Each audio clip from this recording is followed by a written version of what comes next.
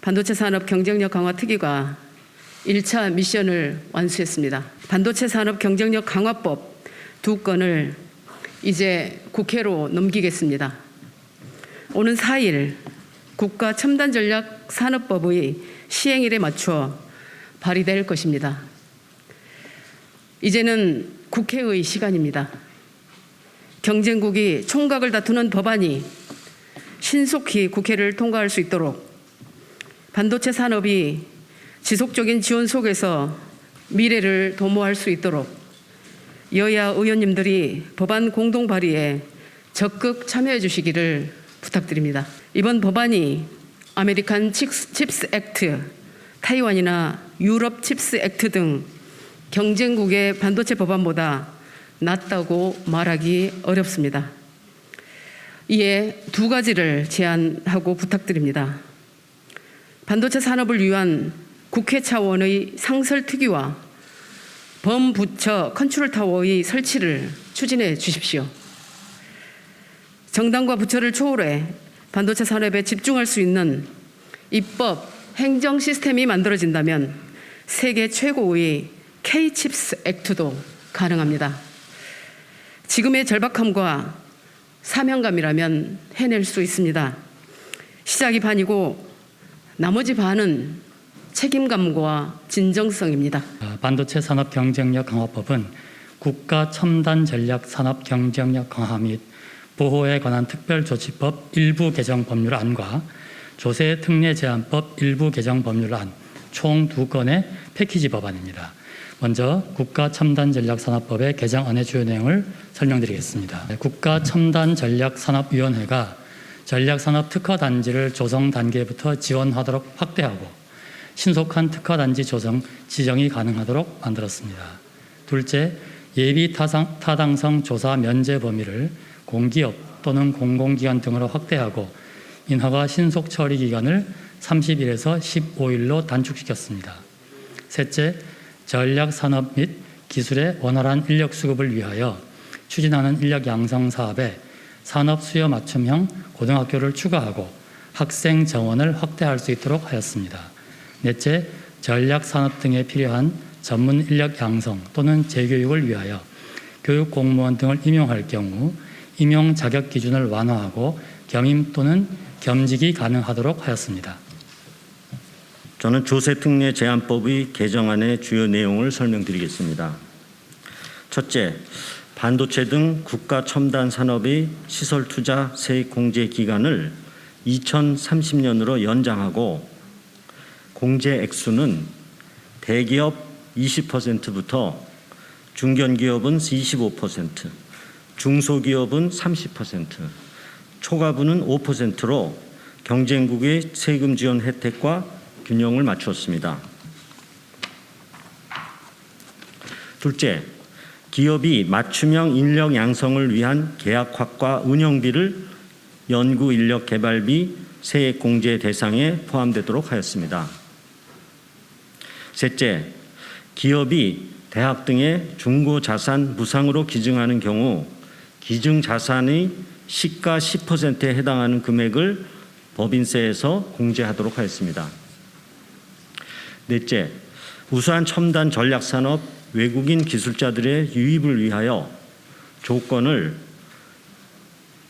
갖춘 외국인 기술자의 세액 감면 기간을 5년에서 10년으로 확대하였습니다. 이상으로 반도체 산업 경쟁력 강화법의 주요 내용 발표를 마치도록 하겠습니다. 반도체 산업 경쟁력 강화법은 국가 첨단 전략 산업법의 시행일인 8월 4일에 의안과에 제출할 예정입니다. 저희가 이제 가장 신경 썼던 부분이 그 부분인데요. 지금 우리 반도체 산업을 보면 전반적으로 인력이 부족하다라는 상황입니다. 그래서 반도체 인력을 저변 확대를 위한 우리가 어떤 규제라든지 이런 것들을 풀어야 되는데 사실상 수도권과 지역을 나누는 이런 이분법은 이제는 버려야 된다고 생각합니다. 그래서 전 지역의 수도권화, 전 지역의 반도체 산업 경쟁력 도시로 만드는 것이 본 특위의 목표이기도 합니다. 그래서 이제 17개 광역단체장님들께서 계획하고 계시는 반도체 클러스터, 반도체 또 특화단지 이런 부분들을 시즌2에서 논의해 가면서 그 부분들은 더 많이 설명을 드리고 또 합의를 또 이끌어 나갈 예정입니다. 그런데 당장 수도권 규제를 푼다 이것이 아니라 우리 법안에서는 첨단 기술에 있어서 예외 조항을 둔다라는 것이기 때문에 첨단 기술, 특히 반도체 관련 분야에서는 업계의 요청이 정말 저변 확대를 좀 해달라 이런 요구가 워낙 크기 때문에 지금은 그 법안을 넣고 가려고 합니다. 네, 교육부와 그 부분에 있어서도 함께 지원 방안에 대해서 논의를 진행을 하고 있고요.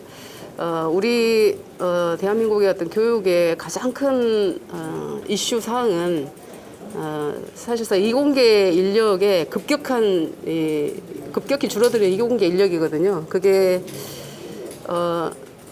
어찌 보면 전국의 의대를 한번 채우고 또 그다음 이군으로 뭐 이렇게 이공계를 또 지원을 하고 이런 구조가 좀 오랫동안 되었습니다. 근데 이 플랫폼 생태계 팽창으로 인해서 그 이공계마저도 이 소프트웨어 인력으로 다 빠져나가는 그런 구조가 되어 있습니다. 근데 대학에서도 어려움을 호소하는 것이 이공계가 어려운 것이 기자재라든지 장비라든지 소프트웨어라든지 이런 투자가 굉장히 많이 들어가는 것 때문에 대학으로서도 굉장히 운영이 어려운 상황인 것입니다. 그래서 그런 부분들을 국가가 전략적으로 지원을 해야 된다고 보았기 때문에 이게 전반적으로 이 인재의 어떤 저변을 키우려면 그런 부분도 교육부와 또 기재부와 함께 논의를 해야 된다고 보고 있습니다. 당정 협의를 거치는 그 과정에서도 이 부분에 대한 대학의 시설 확충이라든지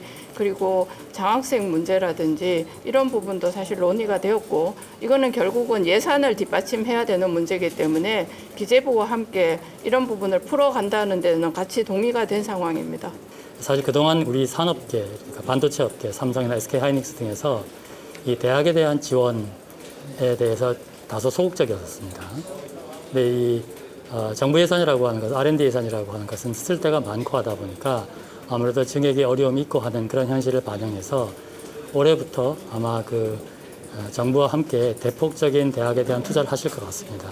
이미 그게 우리 산업부를 통해서 약속이 된 상황이라서 제 생각에는 아직 미국에 비해서는 상당히 부족하긴 하지만 지금까지와는 상당히 다르고 좀 더 대학에 있는 반도체 관련 연구자들이 연구를 하는 데 있어서 도움이 크게 되는 그런 정책이 정부와 산업계의 합작으로 나올 것으로 기대를 하고 있습니다. 저는 야당 의원님들 중에 각 지자체에 반도체 특화단지를 만들고자 하는 지자체가 거의 대부분이라고 보고 있습니다. 그리고 선거 공약으로도 많이들 내셨던데 그 지역의 의원님들은 다 참여하실 거라고 보고 있고요. 특히 광주 전남에는 도지사님, 시장님께서도 국회 차원의 특위가 언제 시작이 되느냐라고 문의를 해오시고 특히 거의 70~80%의 반도체 산업이 있는 이 경기도도 경기도지사께서 김동연 도지사께서도 국회 차원의 특위가 출범이 되면 바로 특위위원으로 오시겠다 이렇게 말씀을 해주셨습니다. 그리고 국회의원님들이 참여를 안 하시는 분이 더 이상해지실 것 같습니다. 네. 마지막으로 어제도 우리가 당정 협의회에서도 봤듯이 예를 들면 팹리스 정책 관련해서도 각 부처별로 다양합니다. 의견들이 다양하고 또 정책 방향도